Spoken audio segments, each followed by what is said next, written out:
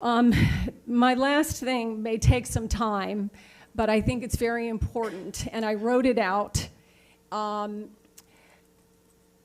Negron and the Everglades agricultural area was a tremendous part of the culture that got us all to where we are today. What Joe Negron did with his career as president of the Senate to put his name and his everything on the line for that EAA reservoir. And I just want to make sure that it stays front and center for all of us.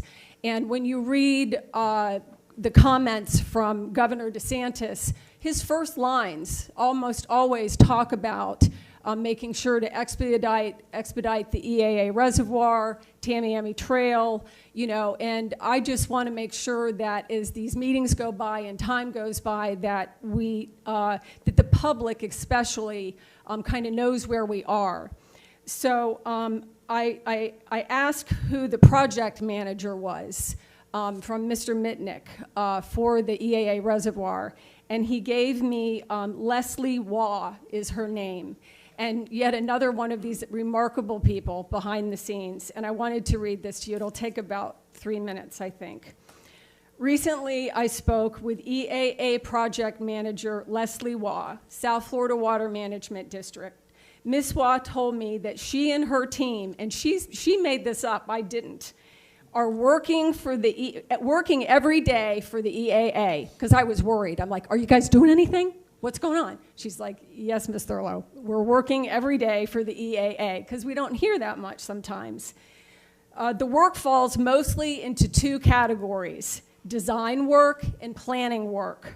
As far as design work, a design contract has been secured by for the stormwater treatment area with a contractor, Brown and Caldwell.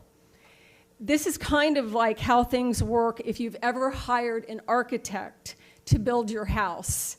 There's a lot of back and forth, and sometimes it can be contentious. My husband and I didn't move forward with our house, but we will move forward with the EA reservoir. As far as planning work, right now there is a lot of pre-construction engineering occurring. This includes a team of people. Their field work includes surveys and geotechnical site work to understand the site conditions. For thousands of acres, the total site is about 17,000 acres. So they have to do all the geotechnical work to understand that those lands are quote unquote buildable, as this must be known before anything can be designed and built. Another part of the South Florida Water Management District's planning work includes a back and forth between the South Florida Water Management and the Army Corps of Engineers for the post-authorization change report. This is one of those names that for the public it's hard to keep that in your mind what that means.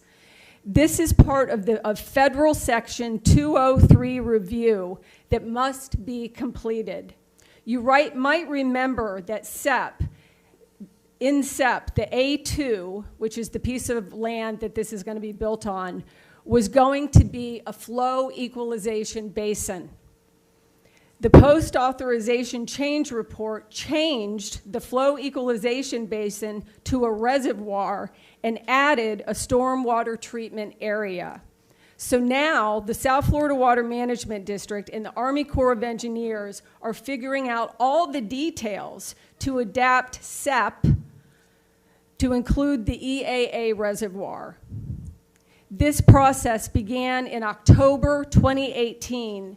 It should be completed by April of 2020. Mind you, all these acronyms are just enough to drive us all insane. But the EIS and the NEPA are part of this 203 review. So for the public, most of us are familiar with this, there's a lot of stuff that has to be done. It's not like, think of on a local level trying to build your house in the town of Sewell's Point. People were constantly complaining about how long it took to get their permits and to go through everything. We're talking about something on such a larger level. So there are federal and state things that have to be done. They are looking for things like cultural resources and impacts to endangered species. Those are things that the environmental community is, of course, excited about. We want those things protected, of course, and so it might take some time, which are coordinated and they are coordinated by the appropriate agencies and tribes. We are hoping the NEPA process is completed by early 2019. The South Florida Water Management District hopes to receive their permit from the Army Corps of Engineers to start building the stormwater treatment intake canal by early next year, after the NEPA is complete. The rest of the STA is expected to start construction in January 2021. The Army Corps themselves, after going through all of their requirements with hopes to begin building the EAA reservoir, should start after 3 years of design. So that would mean starting construction in 2023 and finishing around 2028. The good thing is the STA can function independently of the reservoir, so that can start working right away.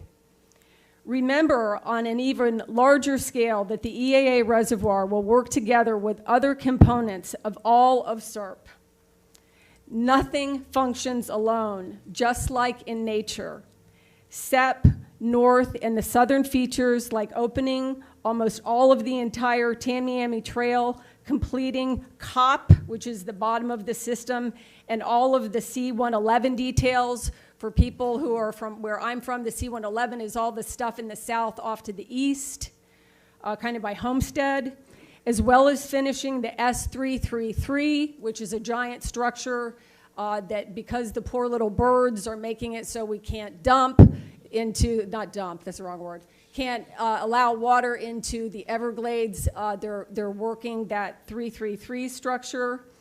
All of these improvements will be part of a key of sending more clean water to Everglades National Park and Florida Bay and reducing the discharges to the northern estuaries. In the end, in years to come, the reservoirs C43, C44, C23, and C24 and the EAA will complement each other and the system. This process is long. It is easy to be impatient. But the goal is to do the right thing the first time, so it doesn't end up like 10 Mile Creek. These are exciting times, and your advocacy is needed to keep the wheels turning. Thank you for letting me take so much time. Those dates will be something that the general public, if they're concerned, they can go back to this meeting and check, find those dates, and I will continue to to make reports on the Everglades agricultural area. And thank you, Joe Negron, and everybody else for getting that to start changing the culture of the South Florida Water Management District.